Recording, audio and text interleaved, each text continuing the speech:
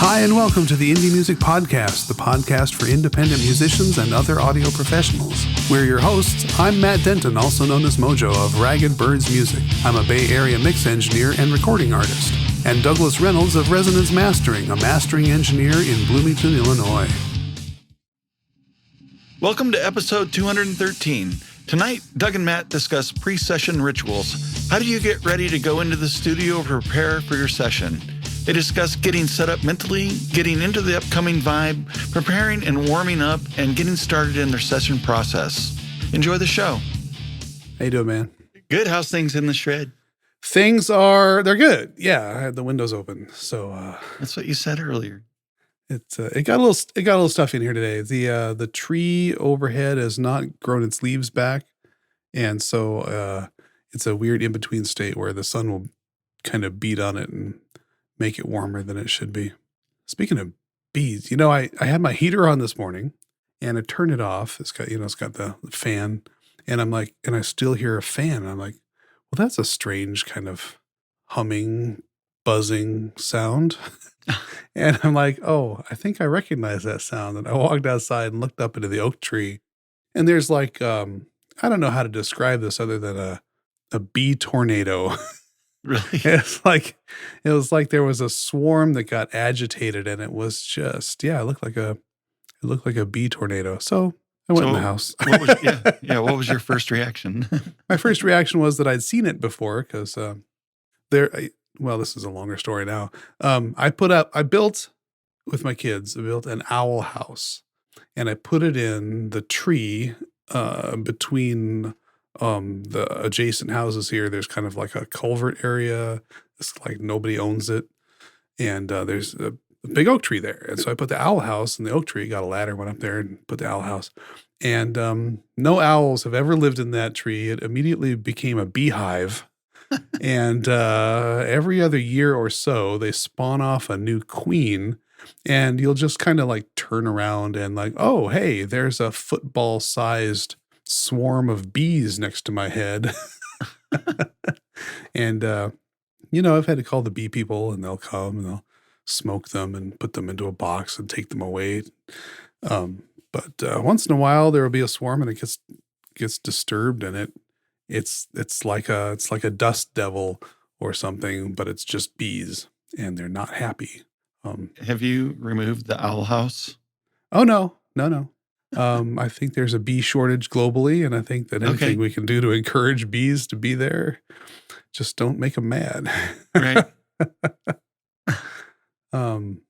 That was a much longer story than I expected it to be, but long story short, there was bees, and now there's not. How are you doing? How's your day been? I can't top that. Oh, my day's been fine. Just another day. It's Wednesday for us, just another Wednesday. I know, I thought it was Thursday, but I'm off Friday, so I think that might be why I'm off a day. I gotcha. Plus, I packed a lot in yesterday. I don't know. It's been I usually don't feel like I'm off a day unless I take one off early in the week, and then I feel off. But so you're like looking forward to your day off so much that you're already losing a day. I guess so. Also, I'm just generally confused about what day it is.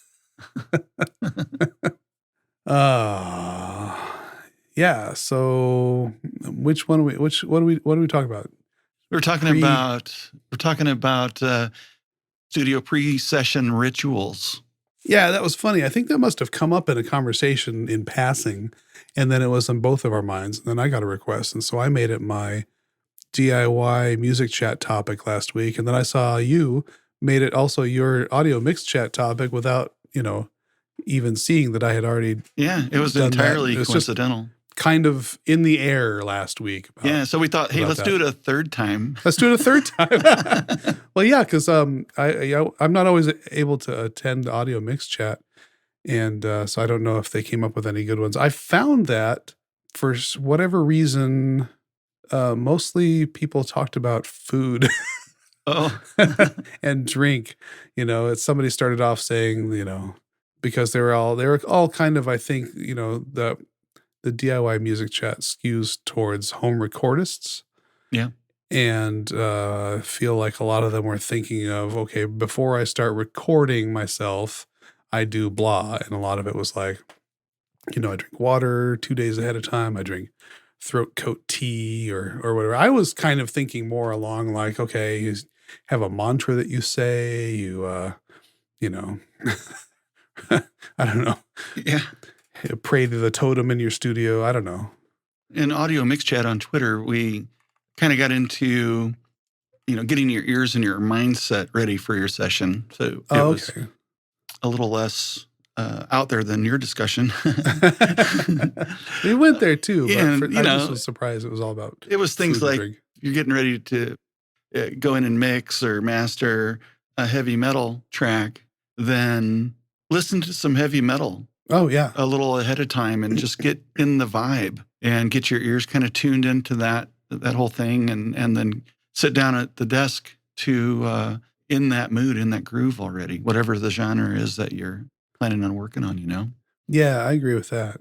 The one thing I didn't really discuss in that was my real ritual is that I kind of run through the studio and I light like 100 candles and then I smudge the place and then like I do with sage, you mean? Yeah, and so once I get done with a real thorough smudging, I get rid of all that negative energy and stuff like that. Then I do some sort of small sacrifice, to Mola Ram. I was waiting to tell if you were joking or not. Yes, I sacrifice. Once I've appeased Mola Ram, I feel like now, everything's in order. Have you ever done, I've done this through the house. There's a way of, like cleansing dead air, or some people say spirits, and you can ring a bell throughout the house. And when you encounter areas where the bell is no longer chimey, it's very dull. That means that the air there is not, I don't know, it's not pure or whatever. And you have to open the windows and let the air go. I think it's more about air not circulating than it is about spirits in your house, but it's an interesting practice that I haven't done in the studio yet. Kind of, I know that sounds a little wacky, but well, and I'm not joking now, but it's a little or not at all known fact that my wife is a certified Reiki master. Oh, I didn't know that. And man, we've got crystals and cards and smudges and different kinds of rocks and all kinds of stuff all over the place that are all about energy. Oh, okay. And maintaining energy in the home and things like that. And so I know all about it, man. Oh, okay. So it didn't sound that off the wall to you. Not at all. All right. Yeah, we have I don't tell people these things. We have throughout our house, we did like we went through the house at one point doing like a little feng shui treatment, and I have like mirrors over doorways and that kind of thing. We occasionally rearrange furniture to improve the flow of the house. Now my studio here is simply a rectangular box. There's not really any flow to it. But it's got cool ceiling lines, It does have the cool ceiling lines. I feel like people keep commenting on windows. And I'm glad that my wife suggested just leaving the beams exposed, and I put the the foam in between the beams, and it does look cool, but I think it really kind of naturally baffles the sound really well. Yeah. Well, it gives you a little bit of height in your studio room. That's true too. Yeah. And that's good. Yeah. But really, I guess, rituals, I have kind of a set methodology. Mm-hmm. I never really referred to it as a ritual before, but how I set my session up and how I get started into a project. Yeah, let's talk about that. That's always really consistent, Now, I think that's important to be consistent, even if it evolves or changes over time. Yeah. So I have a template, okay? Mm-hmm. When I open up a session, and what this template is, any and all mastering plugins that I may use, which are all in a disabled state, are automatically loaded into my master bus for me. Mm-hmm. All right. So everything's turned off. And I do have things kind of in an order. If I ended up choosing to use them there, I don't have to move them around, because I do have kind of a, I kind of like, and for the 90% of the time, I'm going to have EQ before compression. So, I have it lined up in my chain in that order, But again, everything's turned off, and I don't have a set chain, if you will. I just have like, these are everything that I might use, and it Right. just depends. And sometimes I have like 3 or 4 different EQs, 3 or 4 different compressors. These all have different qualities. It depends. I don't use the same one all the time. It depends on the song. Mhm. I like some EQs or some compressors better for different genres or for different Sure. purposes. It just depends.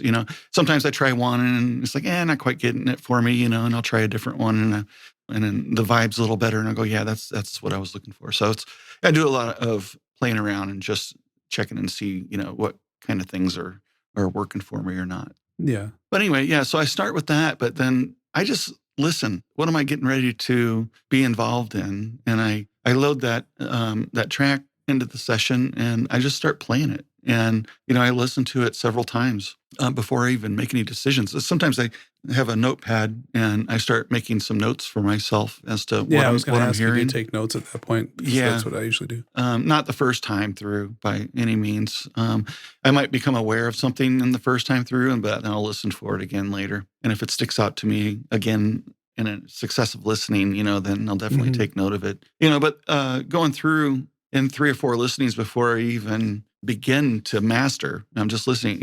It gives me a good idea of what kind of things I'm feeling I need to do.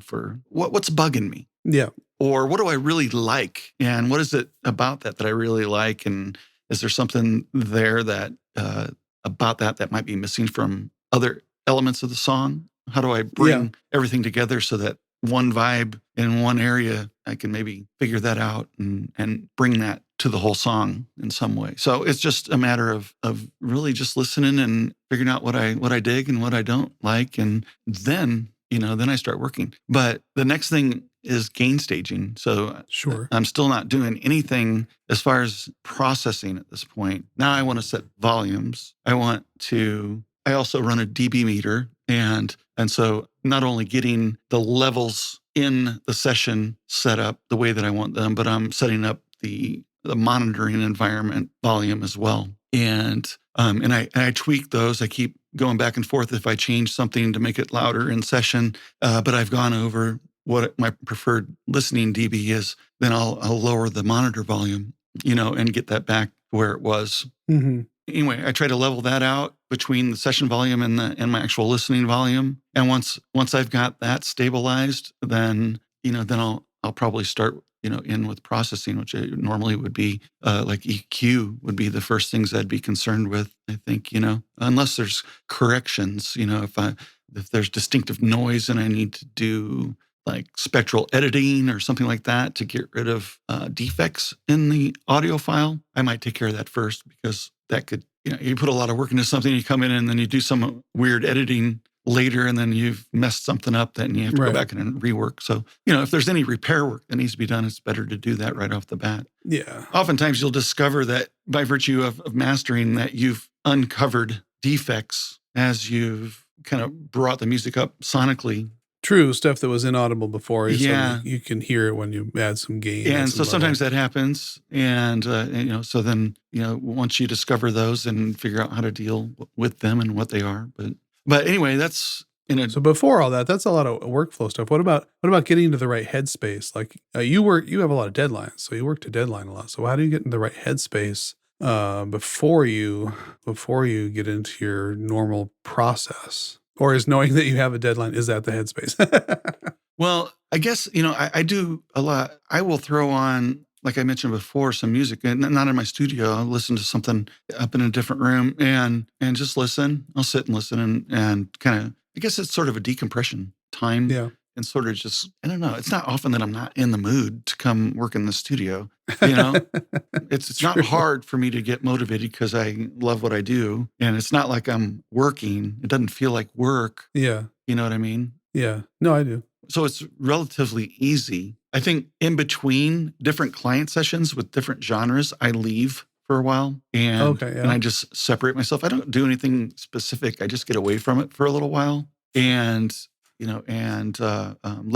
that's kind of just to let my ears relax a bit and then Right. come back, especially if I was like mastering heavy metal and then I've got to come back and do like some singer-songwriter Yeah, you need that transition time. I think Yeah. rituals and transitions are super important and often kind of overlooked, or they're done but not with intention. You know what I mean? Yeah. But well, how about yourself? Like what's yours? What's your prep time look like? Well, I mean, there's prep time getting into it, but yeah, I kind of do. It's very similar. I mean, I'll listen to something through and kind of get acquainted with it before I go through and make notes. Kind of at that point, I'm listening to it, but I'm also kind of getting an idea of, okay, what am I going to use for a reference? What does this remind me of that I could use as a reference to make sure that it's on par with commercial quality stuff in the same vein, in the same genre, in the same kind of sonic space. But yeah, I mean, that's a good point that you have. It's like doing this is so much more enjoyable than a lot of other things it could be doing. It's sometimes it feels like a break to get to work on music, and it is fun. But yeah, I mean, I listen to music. I get my ears kind of tuned to the studio, to these speakers before I dive in, so that I kind of have a starting point. I don't know if I would call that a ritual per se, but it's certainly part of the process. Just listening to music in the space that I'm going to be mixing in, to kind of get my ears attuned to the volume, to the sonic qualities before I dive in. So what kind And of having the actually, I mean, it's stupid, but having the lava lamp and looking at the things that I'm looking at, I feel surrounded by music. I got guitars to my sides. I got speakers in front of me. I just feel like I'm kind of surrounded by, just being in this space, and even just facing this direction kind of puts me in the mindset of making music. yeah, it's why we buy gear. Yeah, well, it's one of the reasons. Because this gear is going to make me feel more motivated and potentially better as a player. Potentially.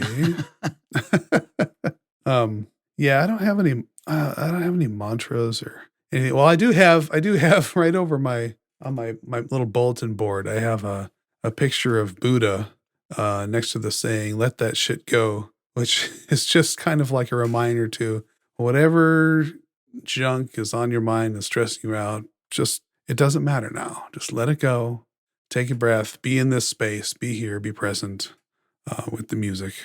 But yeah, when I need a break, I will step outside and I'm calling it bird therapy now. I have there's a lot of birds in the trees around, little song sparrows, and I'll just stop and listen to the birds and take take a moment, see the grass, and that to me that's my mental palate cleanser between tasks, between songs, between whatever.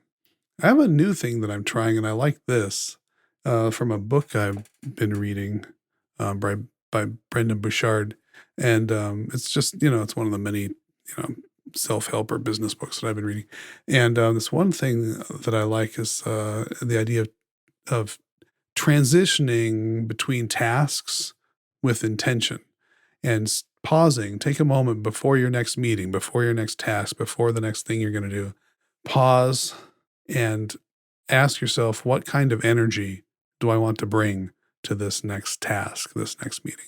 And I've been trying to make a habit out of that, and I really like that because it kind of gives you a chance to reset and do your next thing with intention, and not just being like feeling like you're just busy going from one thing to the next without pausing or properly transitioning. Because then you don't properly leave the first thing behind before you move to the next thing, and then you have leftover frantic energy from that coming to the next thing. You're not fully present. And it doesn't do you justice. It doesn't do your tasks or your peers or your family justice when you do that. So I've been working on that. Have you I ever think used like Pomodoro? I have. It doesn't work Um, very well for me in the studio because my task times aren't so defined. And I can't just right. stop and leave, So, if I set a timer for like 30 minutes, well, it might be actually 40 before I Mhm. can actually step away. So, Yeah. but I try to keep the principles in mind, which is step away and take the time to go get the drink of water, Right. go grab a breath of fresh air, whatever, and then come back. Take 10 minutes and then come back. And I think it's good for ears and everything like that too, because the extended, even though I'm managing my volume levels, there is a certain amount of eardrum compression over time. Yeah, you And get used to it. yeah. And yeah, actually, if you take those breaks and come back, I think you have sharper hearing, with even if you're working in low volumes or moderate volumes, I should say, you still over time have that fatigue that comes on. So managing that fatigue makes you better able to engineer based on what you're hearing over longer periods. Yeah, I find I'm good for about 90 minutes, which unironically is about the length of a sleep cycle. I think that's not unusual Yeah. for people's attention span to be focused on a task for that kind of being the kind of a soft upper limit. But I think that, there's so much that goes into just literally standing up, walking away for a few minutes because sitting is not great for you. Staring at screens is not great for you. Being stressed out and clenched is not great for you. And just stepping away from your computer for even 5 minutes, you're resting your eyes, you're resting your ears, you're getting your circulation back in your legs. Yeah, I think that that's a really important thing. But yeah, I mean, obviously, there are gonna be times where you're just like so into it you lose track of time, and yeah, that's a nice place to be. But it is important to kinda that's one of the things that's cool about and I think there's apps that do this that remind you, "Oh, hey, take a break." Yeah. You can set that for once per hour for 5 minutes or whatever.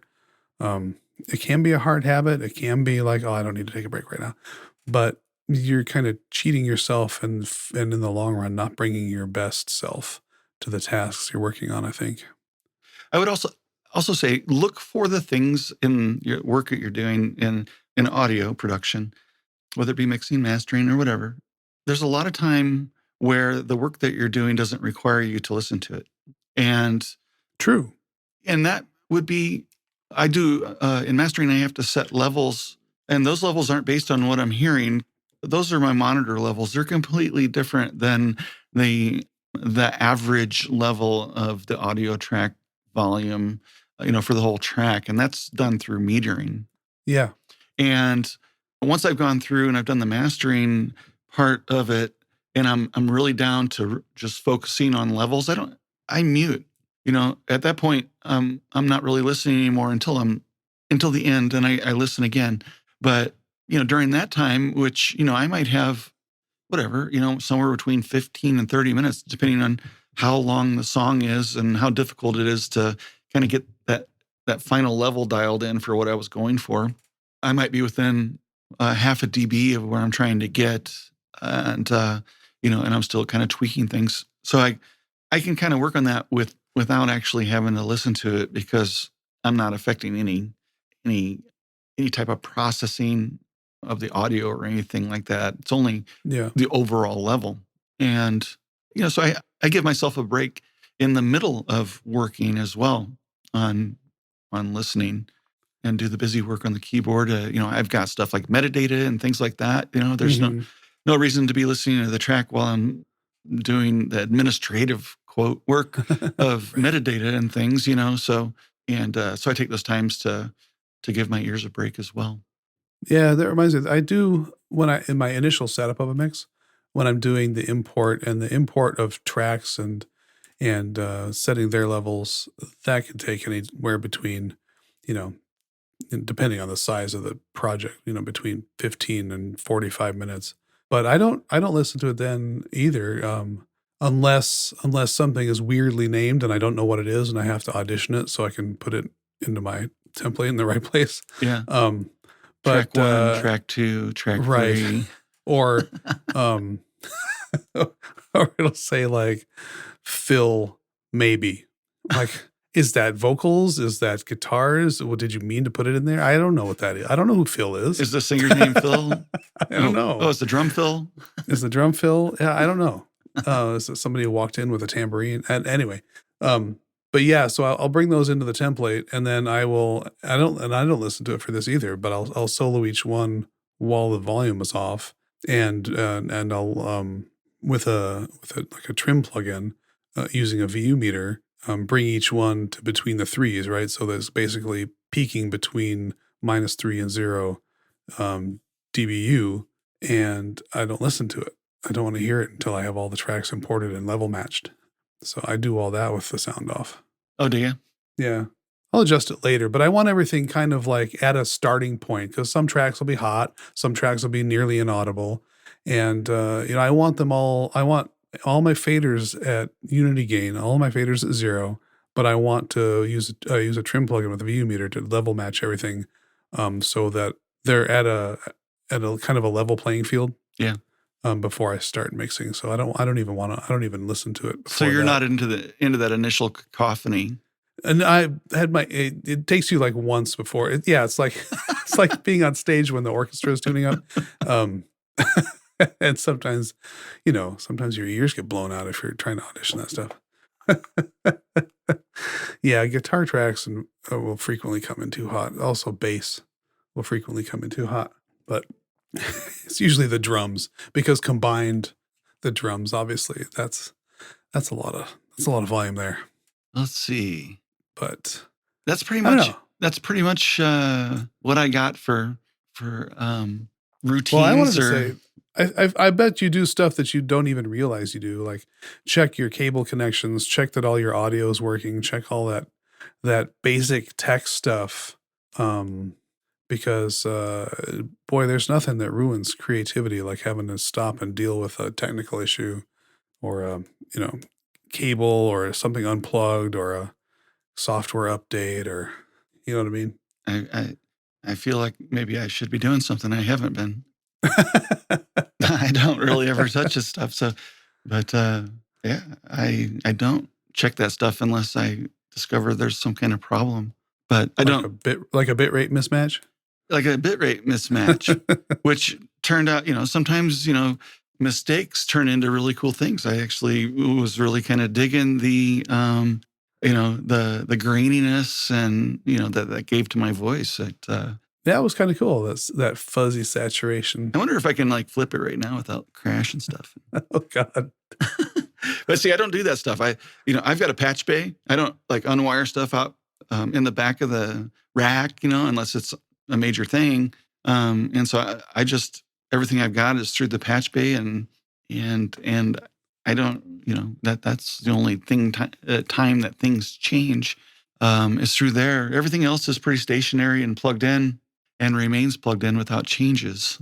Yeah, I feel like that's a kind of a luxury. I know it would have been for me a luxury not too long ago to have a dedicated everything hooked up all the time and not have to worry about plugging and unplugging it. But yeah, I know a lot of people who have their computer that they take around and they have to unplug stuff and plug stuff in, and yeah, every time you want to record. And I know that all gets in the way, and that's all, frankly, that's all an obstacle to being creative and getting stuff done. It's like, oh man, I got to drag this out and plug it in and check the connections. And everything, and this was all by intent. Everything here is dedicated studio, and it doesn't get used in any other way.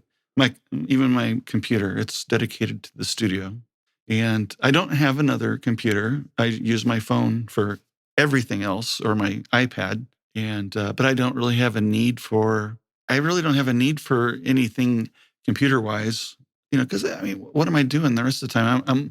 I'm listening to music on my phone. I'm working. I work on Google Docs or spreadsheets and things like that from my iPad, and everything that I do is done in the cloud.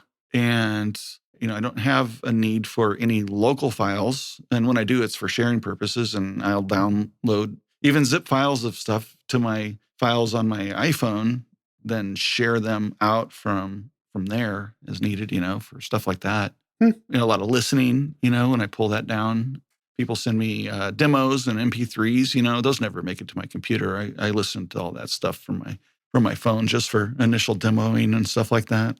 So yeah, I don't have a need for another computer. I used to have a laptop, which was my main studio computer in it. So it was always getting unplugged and taken with me, because it was everything. And that was a while back, and I had decided to go with a desktop computer, and it wasn't going to move. Yeah. Nice work if you can get it. Yeah. We haven't had a printer or used paper in our house for at least a decade. Really? Yeah. Trees, Wow. man. You got your bees, I got my trees. Yeah, I like trees. Yeah, but anyway, don't unplug stuff, man. Yeah, don't. If you can, leave your stuff out and plugged in. Yeah. I also Tell your usually kids to don't. stay away. I usually don't turn stuff off either. I let stuff go to sleep mode, and except for my amplifier, I turn it off. But I've got everything but my amplifier goes into standby mode. My amplifier would, if I had a trigger for it, it's got a 12-volt trigger that when there's 12 volts going to it, it'll go into, it'll turn on. And when there's 12 volts not going to it, it'll go into standby mode. Oh, that's cool. And that's designed to go like with a preamp that has a trigger output on it, which I don't have.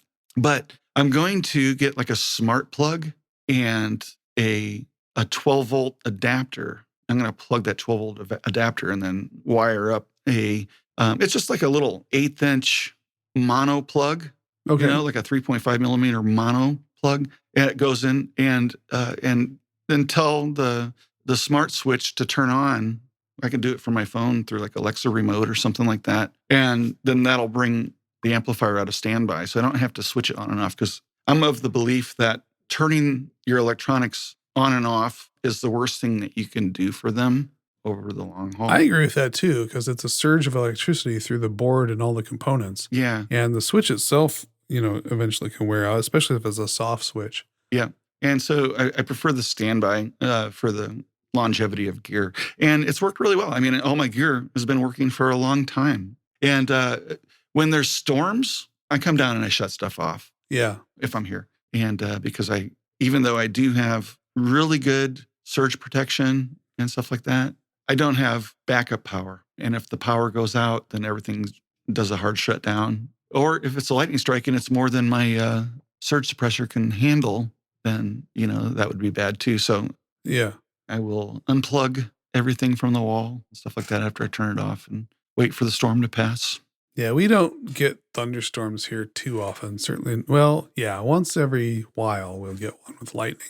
Yeah, but very seldom. Not that often. As I recall from the West Coast. I feel like I want to check now to see if these speakers go into standby mode. I don't know. Like, how often do you even get cumulus clouds? Actually, we do get those relatively often, but they're mostly in the north and the east from us. Okay, they're cool. I grew up calling those thunderheads. Yeah, those two. Cumulative nimbi. Definitely get them in the mountains. True. Well, anyway, hey man, I think that's it. Unless we want to start talking about what you're. Yeah, when the conversation turns to the weather, you've run out of things to say. What's your ritual for closing a podcast? So. Is to say thanks for listening and leave us a review on iTunes. That's a perfect one. Thank you, everybody. Thanks for listening. Have a great week, everybody. All right. Cheers. Bye. Well, that wraps up another episode of the Indie Music Podcast. Please like and subscribe, share with your friends, or just leave us a review on iTunes if you like what you've heard. Find our social links and episode guide at indiemusiccast.com. Until next time, keep creating.